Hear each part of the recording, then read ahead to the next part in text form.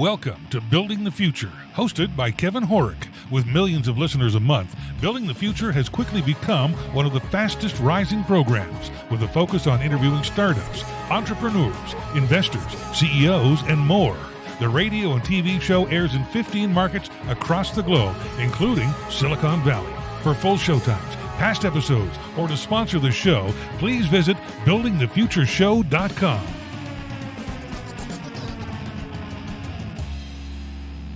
The show is a proud media partner for the 11th Annual Media Excellence Awards, which are produced by Access Entertainment in Los Angeles, California. The Media Excellence Awards are recognized as the most influential awards show honoring innovation and leadership in all things mobile entertainment, lifestyle, and technology.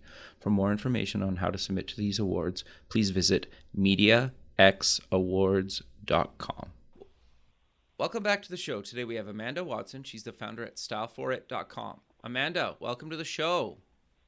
Thank you for having me. Yeah, I'm excited to have you on the show. I think what you're doing is really innovative and cool, but maybe before we get into that stuff, let's get to know you a little bit better and start off with where you grew up. I grew up in Sacramento, California. Okay, very cool. So you went to fashion school. What did you take, and what was there kind of like a defining moment in your childhood that made you kind of passionate about fashion? I would say that the defining moment would probably be watching MTV.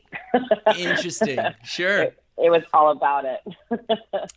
Do you remember like just watching like fashion in kind of the music videos or like what about MTV?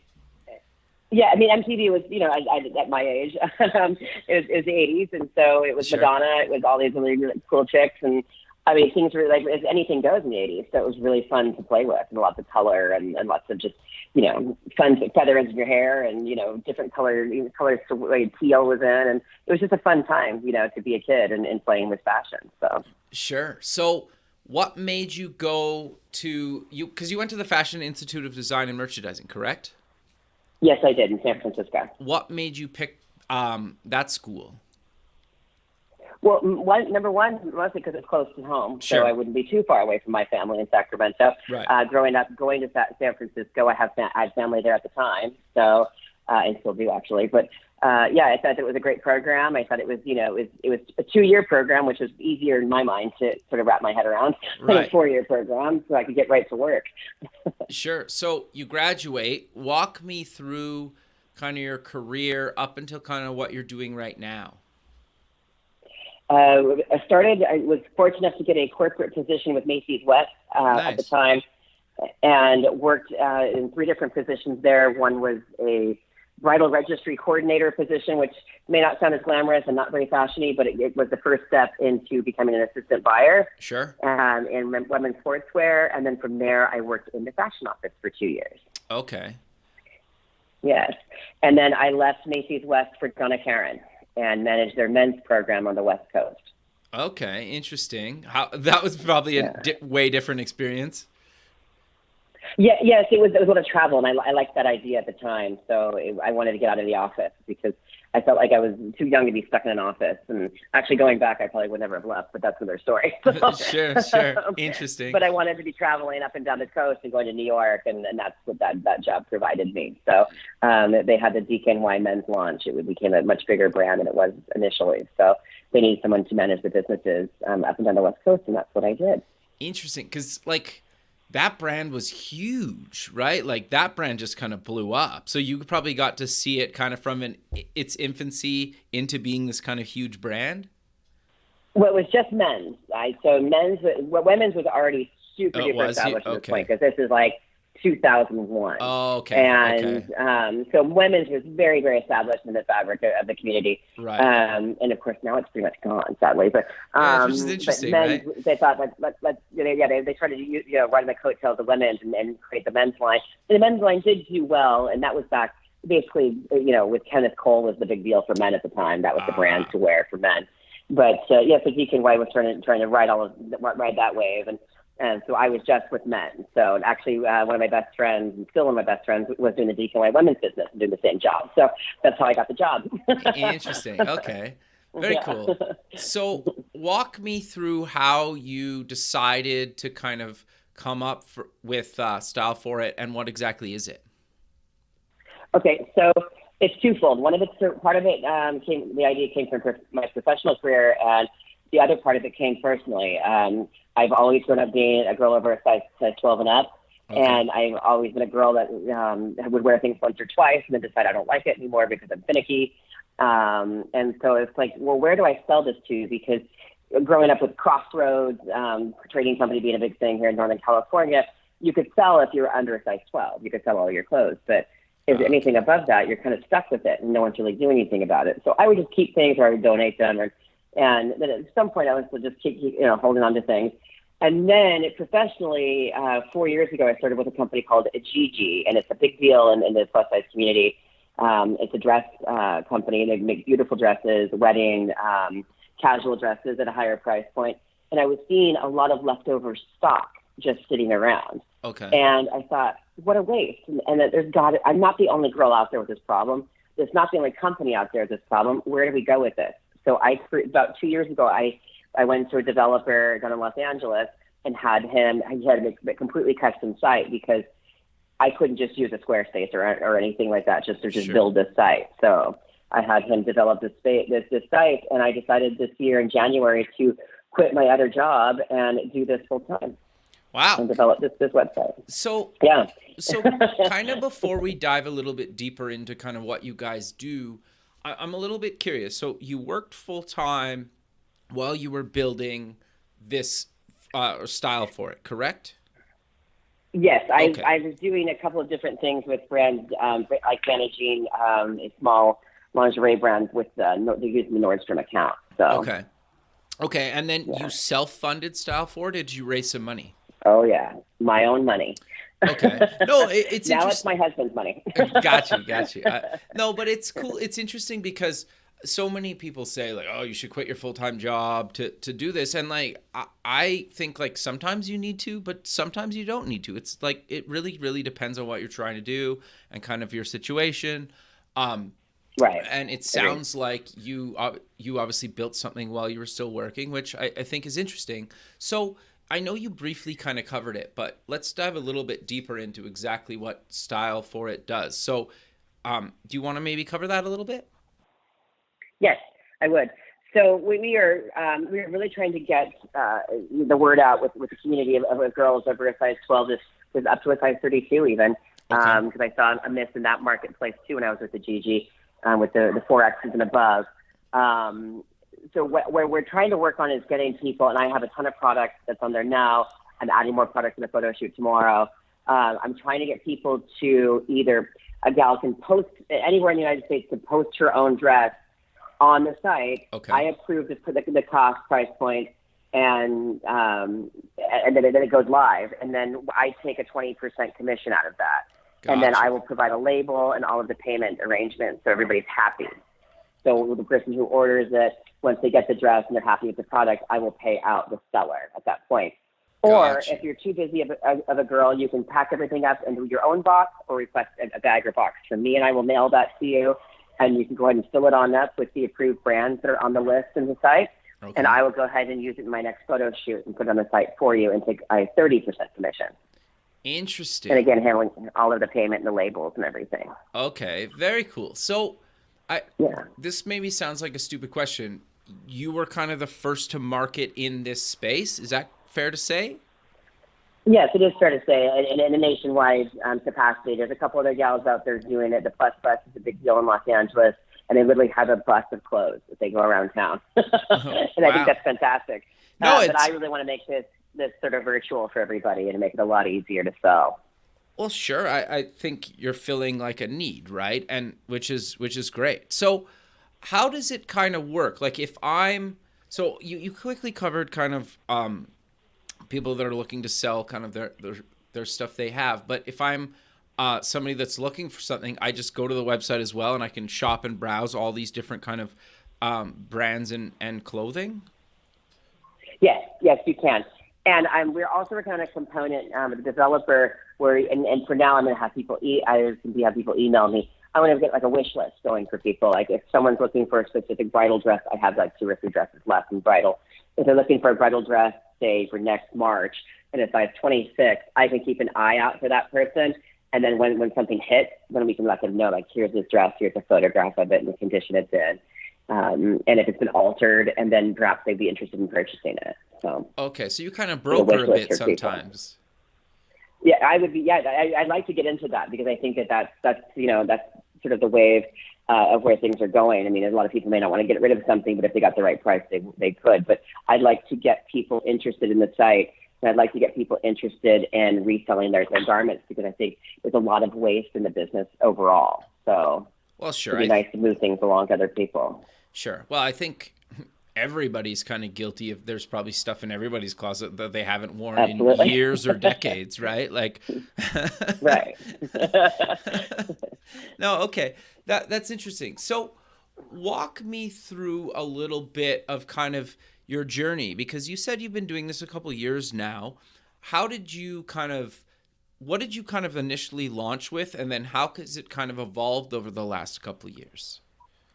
It was built out. The technical issues were great, were vast, because I had a developer that I know nothing of technology, to be honest with you. I know how to use the internet. But, got you, sure. So I was coming from a place of, this is what I want, go. Okay. And so a lot of the technical aspects were a bit of a miss for me in the beginning, because I honestly did not know what I'm doing, but I couldn't afford to hire anybody to help me to do that, because I had just enough to build the site. And so he helped me with that. But then apparently this is a thing in startups. The developer went by the wayside, and I didn't hear from him, and he did a bunch of things wrong. So there was that fun part of this. And then so I had to hire another developer, and then he made a lot of mistakes. And I actually had a friend pop in on a freebie basis who knew enough to be dangerous about technical writing and what he did, and she actually went back after him. So it was sort of interesting. But now I've got a great developer. Interesting. So that's why it's been such a slow startup, because I think I literally was like, I have a job. I am too frustrated to deal with this right now, and I would stop doing it. Interesting. If that makes any sense. No, I have 100%. Like 30 pieces. Yeah. Interesting. So how did you kind of push through that, though, and keep this thing going? Because I would read things. First I would read things in the trades, or, see what's going on out there. And I'm like, okay, I've got to focus again, get back into it. And, this is something, and it's going to be something. And then it was like, I don't really want to work for anybody else anymore. And I had my own showroom at one point, and I was in my early to mid 30s. And okay. Like, I can do this again. I can build another business, but I want this to be big, Sure. I'd like to be able to be bought out at some point. No, fair. Yeah, I think that's every entrepreneur's dream, right? Yeah. No, that's great. That's great. So I'm for sale. Yeah, aren't we all? Yeah, exactly. So I guess, and like, I don't know how to phrase this. Correct me if I'm wrong, but like, why didn't somebody do this before you? I don't know. Right? And like, that's funny that you say that. Yeah. Because I thought of it too. I'm like, why isn't Lane Bryant thinking of this? Why isn't someone working for them? Why isn't someone working for Torrid thinking of this? Or Eloquy, or all these big plus size names, Winnie D. Why is no one else? I don't know. I think that they're so busy running a successful business that they don't need to worry about this, and they probably job out all of their items. I would like to work with someone like a smaller big one, like an Eloquy, and say, hey, I'd like to have the finance to say, I will take your overruns. Got you. I will buy your overruns for pennies on the dollar, which has been the part of the fashion business for decades. So that's not a new vision. So I'd like to go into that space and add this to the site and really make it a big thing. So this is really a resource for a lot of people, so they can buy off price. But I don't know why no one's doing it. I don't know. And I'm really excited because I feel like there's a lot of traction on social media for the site, and a lot of the girls that would be the customers are really excited. And that's really fulfilling to hear, because whether or not it's making money is not the point in the beginning. The point is like, do people like it? Is Sure. it something that people are going to want to shop and use as a resource? Well, and like anything, they tell their friends, right? Like, they're like, look, I got this thing. Because I think part of the thing that I think a lot of people struggle with is, even if you need like a nice dress or suit or anything, like, you only wear it once anyway. So even just being able to get rid of it or pass it along is actually like huge, right? Because there's so many things that you just buy and you wear once and you're like, I will never wear that again. Right. Yes. I actually was organizing for my photo shoot tomorrow and found dresses that literally still had tags on it that were probably from 10 years ago. Interesting. No, that's cool. So how, again, like, I don't know the proper terminology for this, but like, how is the fashion industry kind of changed over the years in these kind of sizes? Well, there once upon a time, it was, I mean, I once upon a time, it was only 15 to 20 years ago, actually. Sure. Your resource was Lane Bryant, was Macy Woman, was the small Encore department at Nordstrom. And you either went from like, you know, really, I mean, of course, there's other retailers that had a plus, you know, that service the plus community, but but it was like a dark corner in the third floor of the store. So unless you go to Macy's Union Square, where it was actually always part of the business in that particular door. But if you went to any of their other doors, like downtown Sacramento, it was on the third floor behind Housewares and Children's, literally behind it. It was kind of sad. And you had some good vendors making some good, decent products, but the price points were incredibly high. I mean, and I still have some of those clothes because they were so darn expensive because I had that lifestyle. However, you either had the high-end Ellen Tracy, Dana Buckman, Jones New Yorks of the world, where you're averaging, you know, $200 to $500 for a suit, which is it's high-end for a lot of people, or you've got Lane Bryant at the time, which was kind of boxy and the you know, man-made fabric, you know, averaging $19 to $29 a piece, and kind of looked like it at the time. Granted, I'll tell you right now, they're doing a really good job. I think everything looks a lot better than they used to in the past. So nothing was really focused on that 20-something girl, 30-something girl who wanted to look modern, but was a size 24. I see. You know, Okay. She was either for my mother or someone like lower end, unfortunately. I see. Yeah. You don't want to dress like your grandmother, right? Especially like your corporate job. Exactly. Yeah, I got you. So now I see it evolving and really focus on girls like, you know, in their teens, you know, and probably up to maybe mid-50s. I mean, unfortunately, anything older than that is, at least nowadays, that's serviced by something different. It's not your bread and butter anymore. So you've got like a 30-year, 30 years of a woman that you know that's being serviced now by different price points and different fabrications and different silhouettes. And I think that's really great. There's a lot of different things being made for girls over a size 14 and size 12. Interesting. And they're also offering bigger sizes. They're not stopping at 22s and 24s anymore. They're offering things to people that are up to a size 32 because there's that customer too that needs something nice and to look great and look modern in. So sure, I got you. So you said something interesting to me before we were kind of recording, kind of about seeing actual plus size models at New York Fashion Week. Do you want to kind of talk a bit more about that and why that's like such a huge deal? It's a big deal because it's now becoming the norm. Sure. Because they did a Curvy Con. There's a gal that throws Curvy Con twice a year. I'm actually hoping to participate in the Los Angeles one in 2019. But it's during Fashion Week. So she's got that going on in New York. But I was just noticing a picture, and it was of Rihanna, and I want to say the gal was Chrissy Metz because she had a blonde wig on, and they were like modeling together with the Hadid girls.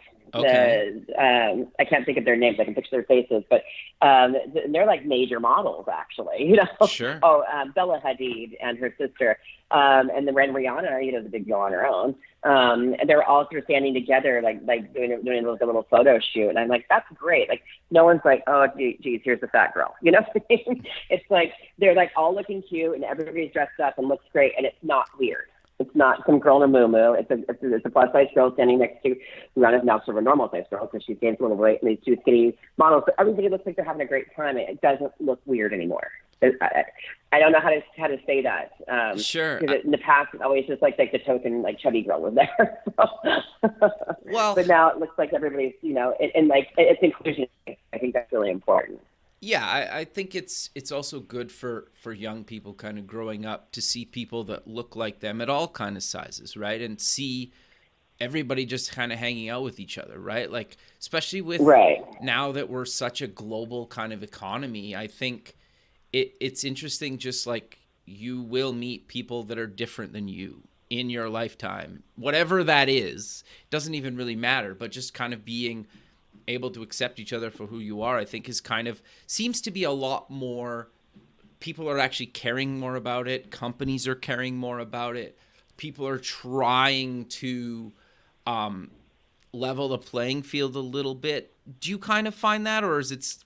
We still have a long way to go. Don't get me wrong, but like at least from kind of a outside white male perspective, it seems to be we're starting to get better and caring more about this. Is it fair to say? I think that we're starting to, let people of a certain age or young enough to be impressionable say you don't have to be 6 feet tall and blonde. Yeah, and exactly. Yeah, exactly. Which is what I grew up with. Sure. The only thing I got out of that whole thing is I am almost 6 feet tall, but everything else is different. Gotcha. But I was having a conversation with someone this morning about that, about being tan. It's like you're the same age. It's like if you weren't tan and blonde in California, you were ridiculous. But they were saying how nice it is these days that everybody can celebrate what they were given. Sure. Because life is hard enough. We're having to worry about all of the physical attributes that you cannot necessarily always control, no matter what it looks like. So sure. You can't control some things. I mean, some of us are going to be a certain size because that's our gene pool. So, you can do the best you can and take care of yourself. And that's what I try to do. I still try to live a really healthy lifestyle, but it's still going to be a certain thing for me. Sure. So you can't control everything. So it's nice to see other people looking different and different, shapes, sizes, colors, everything. It's really fun to see everybody just be normal and be themselves. Sure. I think the other thing too that people forget sometimes it's like a medical like thyroid condition, right? That like some people like can't actually like they just are the size they are. Yeah. And, like they can't, like they will never be, like it's just like there's some sort of thyroid issue or something, right? That they just I knew a girl like that, right? And she just kind of had to accept that. And watching her go through that was quite fascinating, right? Just you didn't it's you don't really think about some of this stuff until you know somebody that's kind of gone through something, right? Right, because you just judge immediately. Yeah, and we all kind of judge for better or worse. And be like, right? oh, well, if you don't do that, then you wouldn't have this problem. It's like, well, you don't know that. Yeah. What do we know? Exactly. No, it's quite fascinating. So how, like, I guess you kind of mentioned, like, earlier, too, when we were talking about kind of, like, a big turn in society, and it's kind of along the lines of what we're talking about. Like, why do you think it's finally kind of being kind of accepted and starting to be kind of this normal thing that people are open to talk about, where it was kind of taboo not even that long ago? This is just my personal perspective on it. When I was growing up, I feel like people have just physically changed in the past 20 years. I just think that when I was growing up, you didn't see a lot of heavier people. I mean, there was even at the time, though, I know in the fashion business itself, they actually talked about, women, 60% of women are over size 14. I don't know how accurate that is then and now, but that's still I think that still rings true. So it seems like there's some inaccuracy there, but you don't see it. Now, granted, maybe you didn't see it because I didn't see it on TV, but I mean, out in the real world, I didn't see it as much, but I feel like people are generally just getting bigger. That's what I think. I just think that, everybody's changed. I think what we eat has made the world different. I think that, the philosophies have changed. And so people just look different. I think, sadly, and I'm not, I'm not judging, the kids these days, but I don't think that everybody goes out and hangs out. Like when I was a kid, you had to go to the creek and have fun and go to the park. Oh yeah, there's a huge issue with that. We had a party, but it was not as fun as everything is now. So we weren't quite so. And I'm not trying to say anybody's lazy, but just a different lifestyle. It's just, I think people are a little more glued to television and playing, indoors than they are outside being physical. And there's nothing wrong with that. That's your life. Enjoy it. But I think people have changed. So I think people are starting to catch on. I think for my business, and I think probably for the entertainment world, people are starting to say, hey, we've done the same thing. Let's shake it up. And then now they're like, wait a minute, maybe there's this category we can work with, So I think that you're starting to see, and I say in Hollywood, that's for every category. They're just looking at let's diversify. Let's stop doing the same boring stuff all over, And I think in the fashion business, especially for the women's side of the business, they're saying, we're missing out on this huge, for lack of huge, I use ironically, but this huge portion of women that we're actually missing on. That's the only place you can really grow in my business. I don't see, everything else is so saturated. even if petite business is quite saturated. So Okay. I think that the plus business is where you can find it. Anyway, that's that's where I think that we can grow. So Sure. So where do you kind of see this going? Because you mentioned something earlier to me about kind of recycling. What does that kind of mean, and where do you kind of see all this stuff kind of going? well, like I said, I'd like to see buying overruns from smaller companies to start and see what that looks like and see if that's a success. And I'd like to make sure that we're not continually buying and hoarding things. I'd like to, and in some cases, some girls maybe out there like I was, where they're like holding on to things, thinking, well, I only wore it once. It's still great. It's my Sephora's, maybe I can get rid of it somewhere or give it to someone else. Sure. And maybe just move that along. And then maybe one or two less things they'll still manufacture clothes, so I'm not going to say they're going to stop that, but that's one less thing that, you have to go out and buy at a store. You can order it online. I mean, I just feel like if we can sort of adjust our mindset, which I think that slowly we are in a lot of different things, and the sharing economy is, so less is more these days. So yes, that's a great piece. I can save a bunch of money, but then this gal only wore it once. So I think it's a great thing. So I don't have to go out and maybe less things will be made, because we all know that's the whole thing. In the world, there's too much. There's a gluttony of manufacturing in a lot of different products. So I'd like to see that if we all keep sharing, and even in the designer world, the realreal.com is doing really well with, sharing, moving along designer and, luxury pieces. So it would be nice to see things, repurposed for people. Sure. Thanks for listening to Building the Future. This show is heard by more than 1 million people monthly in over 15 markets worldwide, including Silicon Valley. Kevin Horick's guests are leading business owners, successful entrepreneurs, and merchandisers worldwide. Now, your brand has an opportunity to tap into this dedicated and active group of business people who are looking for places to invest and the right opportunities to support. Find out how you can get involved at buildingthefutureshow.com. For people that are looking to maybe become a seller, how do they actually go about doing that with you? You covered it kind of quickly, but I want to dive a little bit deeper into that. Okay, so if you go on the site and you hit the become a seller, Okay. you log in and create a login profile, Okay. and then you can start uploading photographs and descriptions. I'll use Michael Kors again. I just sold a sparkle top this morning that I shipped out for a gal. Okay. And you take a picture of it. I prefer people to take a picture of it neck down on themselves with like a selfie. Okay. Because you can actually see how the thing's draped.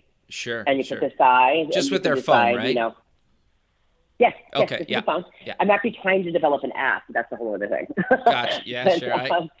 And then you would upload the photograph and then a description of the product, and you can take a guess at what price you'd like to see it sold at. Okay. And I'm going to review in the beginning right now. I'm actually personally reviewing all of those things, because some people are great and they put really cute things up, and I'm like, you're not charging enough. So I was, I add a little bit more to it. Gotcha. Yeah. And Sure. then some people I'm like, a little too high, and I'll adjust the price and let them know. And if they're like, oh, I'd like more, then I'll try it at their price and see how it goes. So because right now it is all on consignment basis.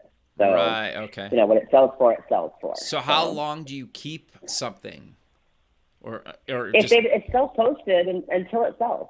Okay. So until it sells, or they tell me they've gotten rid of it. I see. Okay. No, that's fair. And then you mentioned earlier, if I have a bunch of stuff that I just don't want to handle, and I just want to send it to you, I still have to go and create a profile online and then just like box it all up and send it to you, or how does that process kind of work? You can do it that way, Okay. or you can request a bag. There is actually a spot on there you can request a mail-in bag, and you register and you give me your address, and I will send you a nice little envelope with a polyurethane type bag and then a label on it, and you send it back to me, and with postage all prepared on it. So you just load it up with your clothing, and drop it off at the post office, and I will get it and go through it and photograph it for you. I got you. Okay, and then you guys basically ship to all the states?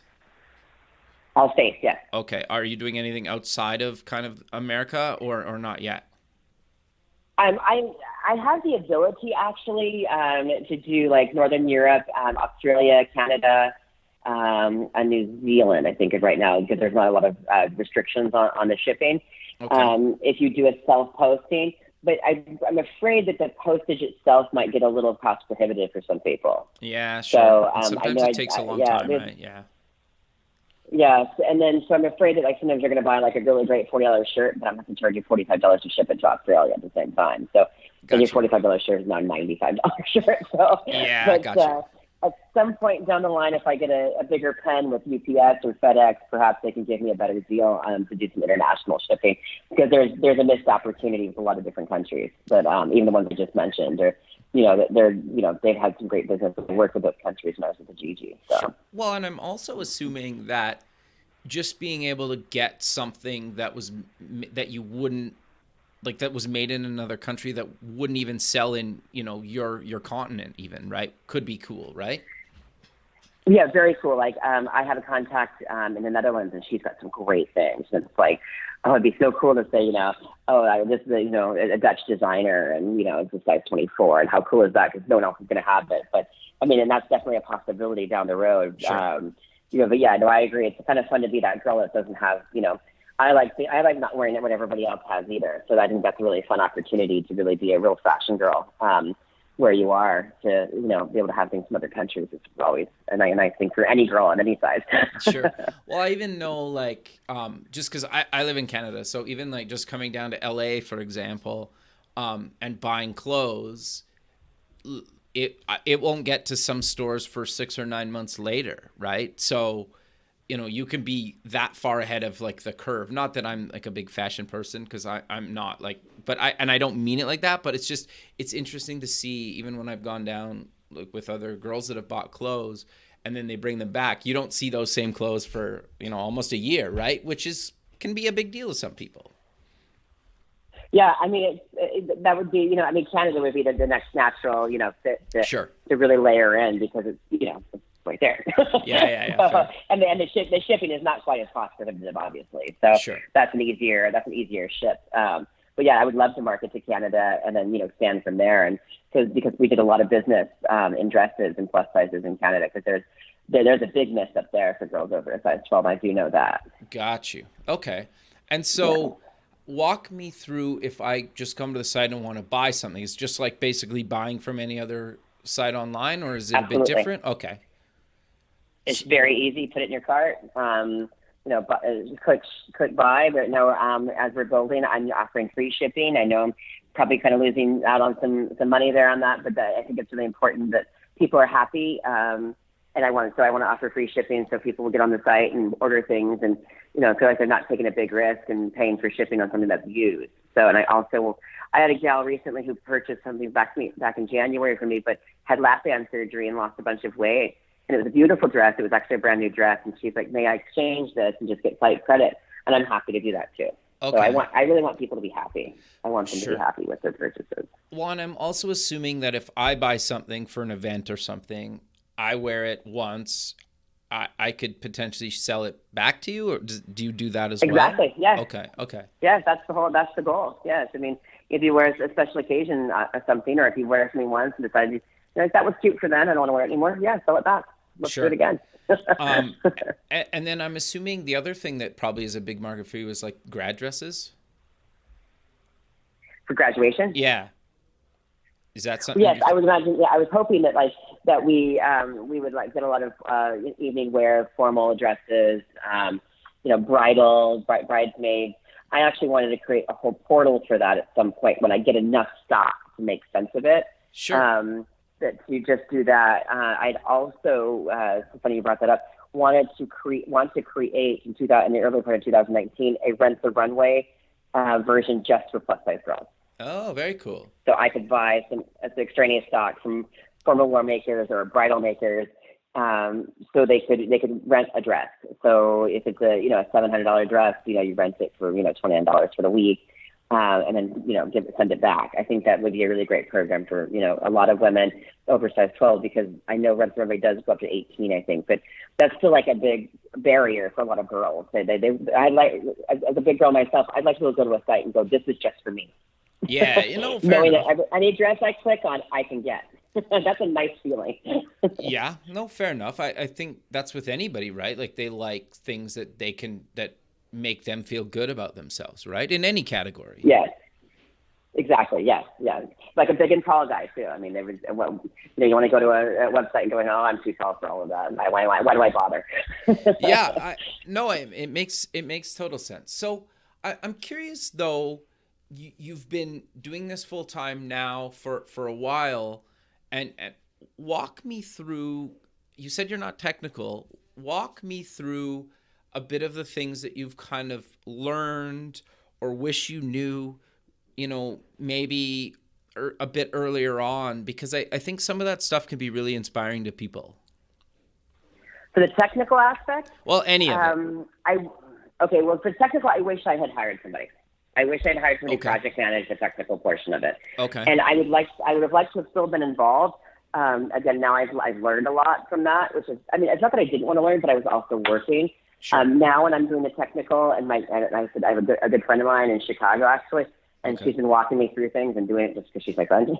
Sure. But I'm learning a lot. I wish I had, sort of learned more about technology and then hired somebody to manage that process, because I think I'd be in a different space now. Interesting. Secondly, and I wish I'd have done this, I wish I would have hired, when I did hire someone to do press and social media, that's actually within the plus size fashion space. And I just hired her a couple months ago, and I think she's fantastic, and I'm getting the best feedback because she knows what she's doing. I didn't hire the right people. I just wish I'd learned that portion. Granted, I've heard this from a lot of founders in totally different areas, businesses than I'm in when I've gone to meetings with other founders. But I wish I had hired the right people. That's and spent that money. I think that's more important even than spending money on improving technology in the beginning. Hiring the right people to manage the project and to get the project out there in front of the right people is really what it's about. So That's really good advice. No, I think that's really good advice, right? Because some people, I think, try to do too much on their own, or try to maybe spend less money where they should maybe spend more money and cut back somewhere else, right? Like, it's hard, right? It's really hard. Oh, yeah. Because I went with a girl that was inexpensive for social media, and it's not that she was bad at it. She just didn't know how to reach the right people. I see. So I wasted a few grand on a person, and again, not this person's fault. She did a good job of what she did, but she didn't know how to reach the right people. I should have vetted better, and I should have spent more money. Interesting. On the front end, and yeah. So it's like if you spend $1,000, you should have spent $3,000. You're better off spending the $3,000, because guess what? You're going to get what you need.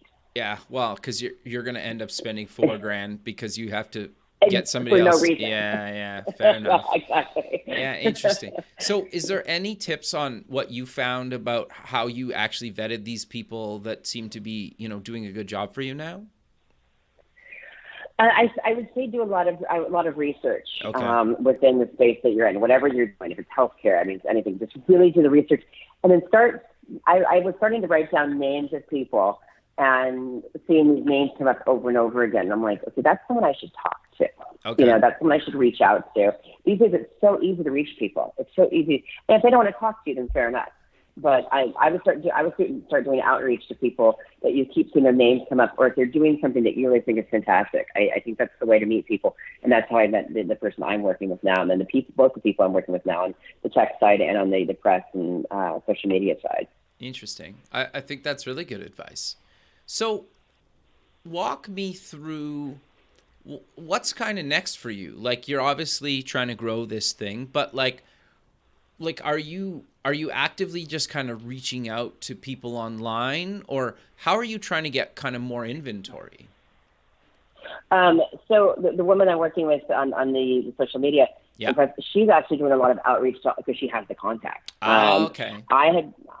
So she's really doing a lot of the outreach for me, which is fantastic, and she's getting a lot of people. From a press standpoint, number one, and number two, a lot of boutiques. She's working this week. This project for her was to reach out to boutiques for overruns to see if they want to go ahead and post some of their products on my site, because it's not moving in their store, maybe they'll move on the site because they'll get more eyes on it. Yeah, because so that's the goal. The goal is on inventory. You're right. No, fair. But that's partly why I wanted to kind of have you on the show, right? Because you've been doing this a while. You started kind of doing this on the side. Now it's your full-time thing. So, talking about kind of your journey of this, and it is interesting because I think a lot of people think that you basically launch a company and you're going to start making a ton of money right out of the gate. And that very rarely happens, right? Like, it's a bit of a grind. Yeah, it's patience. Patience, yeah, patience, good. Yes. So walk me through kind of a bit of maybe a typical day for you. Like, you obviously get up in the morning. Do you walk me through kind of a bit of your day and what types of stuff do you do as kind of a founder of this? Well, after I walk the dog. Sure. No, I think that's good. Yeah, well, get out and move. Go get out and move for a minute. Move your body. So I think it's really important. Get some fresh air to start your perspective on the day and get caught up. The woman I'm working with is in New York. Obviously, on the West Coast. And my developer is actually in India, and it's fantastic. Actually, he's a great team. So we're always 12 hours, ahead or in front of each other. So I do a lot in the morning first thing because I'm getting caught up from the day before because overnight things have happened. Yeah, because they've been working, right? All night? Exactly. Yeah, so I give instruction the day before, and the next day I start working, which is why I work on Saturdays, too, and sometimes a Sunday. Yeah, sure. But I do a lot of catch-up, and then I think of ideas. I have an idea book that I keep, and it's if I hit this milestone, I can do this. If I get funding, because it's something else I'm working on, is getting funding. If I get funding, these are the dreams from the site. And then I do some customer service work and follow up with customers and people that have signed up for the newsletter and ask if there's anything that they're missing. And I think right now what's the good part about being small is that you can actually touch people. You can actually send an email as a founder and say, hey, I'd like to hear from you. And some of the girls will say some fun things to me. So that's really cool. That is I like that part. So you mentioned you're looking for funding. What exactly are you looking for in kind of a deal? Are you looking for some seed money, some venture funding? What are you kind of looking for? Seed money. Seed money to get some. It's at some point you really should stop spending your own money. At some point you're really going to say, okay, if it's going to go to the next level, you're going to need someone else to do it for you, and you don't want to step into your money too much because we're getting to the point where, I'm still going to do it, and I'm going to give it a time frame of my own money. Sure. But if I really want to take it to the next level, I'm going to need an investor. Yeah. Unless it completely takes off. And then if it takes off and I feel like that's important and I don't have an investor, then I'll just hire a couple people to help me. I have enough to do that. And then maybe you don't need an investor, but I feel like it would be better if you had an investor. I feel like there's different ways of working the funding differently if it's structured, but with someone else who's actually done this before. So it wouldn't be a lot of money, but it would be enough that I could pay for some really great marketing and start buying into clothes that I can put on the site. So if I want to buy some overruns or, some extras from some of the designers or some of the brands. Sure. No, that makes sense, right? Because I think you always hear, well, let's be honest, a lot of times you want an investor for their contacts too, right? Like, and if you get the right investor in that's done, a bunch of stuff in the space, they can really kind of blow the thing up, not overnight, but like in a very short period of time, right? So I get it. That's it makes what I'm looking at.